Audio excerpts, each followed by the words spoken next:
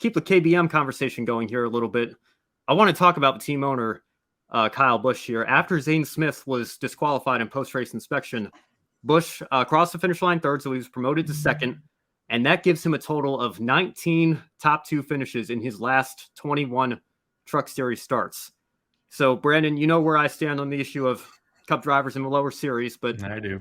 I have to say, to jump into a truck only 5 times a year, which drives completely different from your Cup car, and be able to do what Kyle Busch has done, where he has a greater than 90% top 2 rate since 2018. How impressive is this run that he's been on recently? It's pretty impressive. Okay, it is. But at the same time, I like to toy with the idea. How impressive would it be for Michael Jordan to go back down to the G League all of a sudden and win multiple races? I mean, I don't think this is just from an average Joe perspective. Of course, I'm not there every weekend physically, but I don't think the Truck Series benefits as much from Kyle Busch races as it's presented on the broadcast. Maybe they do, but I don't think it's healthy for the other teams whenever you have Kyle Busch filling up the podium spots. But it's been pretty impressive, though. I mean, you can't argue with. I mean, it's still tough to win a truck race. It's still tough to finish top 5, but he's got the best of the equipment, and it just all comes down to money in the Truck Series a lot of the time. But I mean, he's got the talent to show for it. So overall, yes, very impressive. Yeah, I certainly don't disagree with that either. And like I said, I think people know where I stand on the issue, generally speaking. But one thing that I like to emphasize when we do have these conversations is, Kyle Busch doesn't make the rules, even though he does own the trucks that he's driving. It is NASCAR that allows for these things to take place here. We have a comment from our own Joe San Diego here. I agree with Brandon from an unaverage Joe. Well, unaverage Joe. There you go. Take it. Yeah. No, I think, in the case of, like, for people to understand what Kyle Busch, does here, it is not as impressive as if he were doing this in the Cup Series. I think we can all agree from that standpoint. But I do think we have to give Truck Series drivers some credit as well. Obviously, they're in most cases they're younger, they're not as experienced, but you do have your guys like Matt Crafton, who I think just crossed over 500 consecutive starts. I mean, we should talk about that a little bit. I mean, that is a very impressive statistic as well. When you consider Truck Series has only been around for a little more than 25 years here.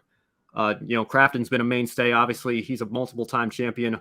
You still have Johnny Sauter out there. He's not quite in the equipment this season that he's been in years past, but in the past he's been out there with GMS and ThorSport and trucks that are capable of winning week in and week out.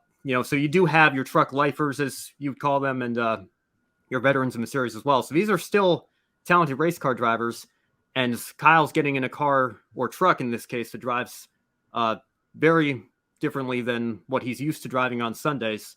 So, even though I stand on the side of, I don't think these guys should necessarily be allowed to go down and race in these divisions, certainly not as often as they do. And I credit NASCAR for putting those limits on and making sure that on most weekends, the spotlight does stay with the series regulars.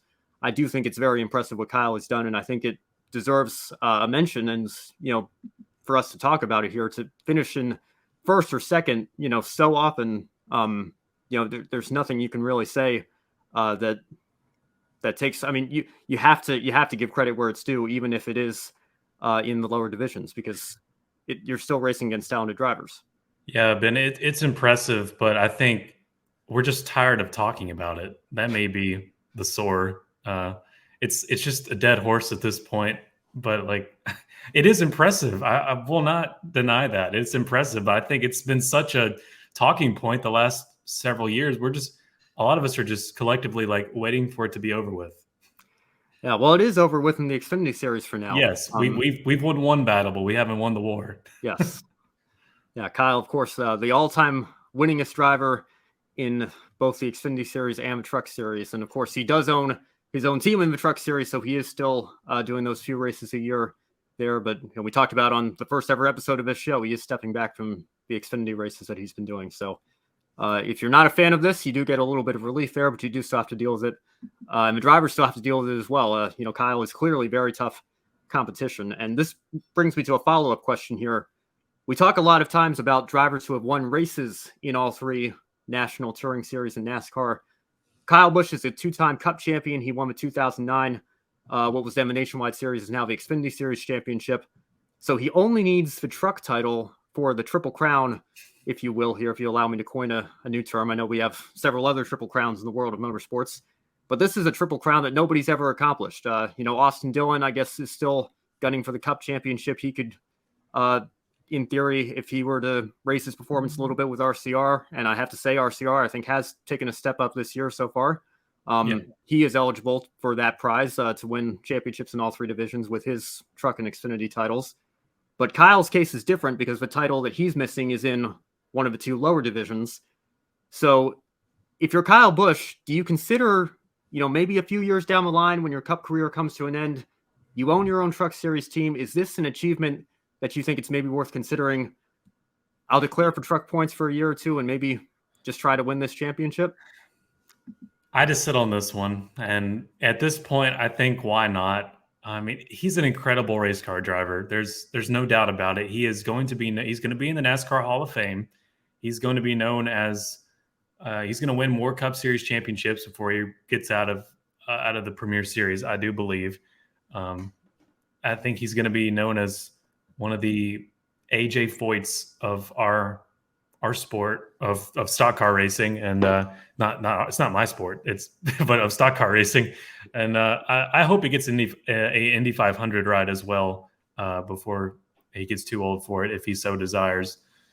But all of that aside, yes, I think he should consider going for that triple. I mean, we've only been able to have this kind of feat done since 1995 when the Truck Series started, so there hasn't really been much time, if you think about it, for other drivers to try to take on such a feat. Yeah, I think this would be a great hallmark to the end of his career. It's certainly capable of doing it. He'll most likely do it in the 51 Toyota, that's for sure. Yeah, well, and I think that goes back to what the Truck Series started as. I think it was a place for veterans, and obviously it's turned into another step on the development ladder for a lot of drivers, and you've always seen some of that. But I think back, at least when I started following, I'm thinking the mid 2000s, you had your guys like Mike Skinner and Todd Bodine, who we're about to talk about, actually. Good to see him back out there. But your Jack Sprague's, your Ron Hornaday's, NASCAR Hall of Famer right there. Drivers that were veterans of the sport, never really quite made it at the Cup level, but still went on to have fantastic careers racing in a prestigious NASCAR touring series.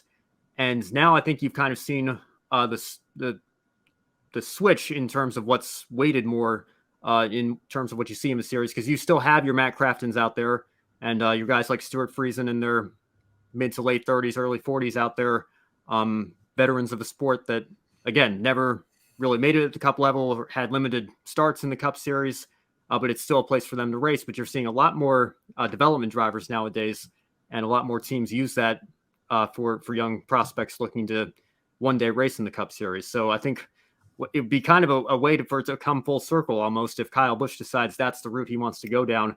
And that would be an achievement that nobody's ever done before. And Kyle Busch certainly has done a lot of things that nobody's ever done before in this sport. I think it would be fitting for him to accomplish something like that. Yeah, you make a great point going back to the beginning of the Truck Series, and possibly it's kind of turned into a thing that maybe the creators of the Truck Series didn't think it was going to be, just another rung in the road to pro, if you will.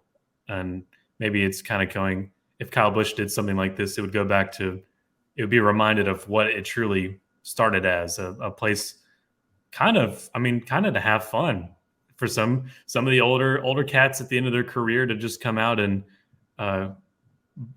bump and bang with some trucks. And it was just a novelty thing as it's in its origins, and started at a lot of small tracks out west. I know the first race was at Phoenix, but they went to Pikes Peak and a bunch of other small little venues out west. It's just a little almost a novelty thing that really grew into what it is today.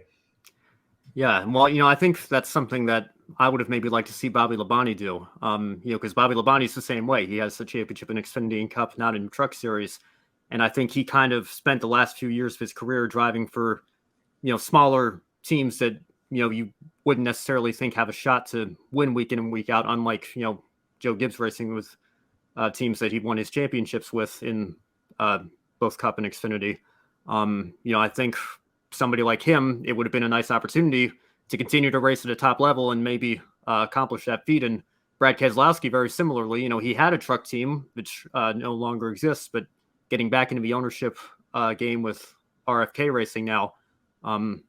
Again, another situation where the only title is missing is a truck one. That could be something we see further down the road for him. Yeah, that'd be nice to see an RFK 6 truck at the end of Brad's career, possibly. And also, when you talk about Bobby Labonte, he was just recently in the Whelen Euro Series, so he's definitely still capable, probably still in good shape, and that's a possibility for him too. I'd love to see some older veterans try to get that first ever Triple Crown.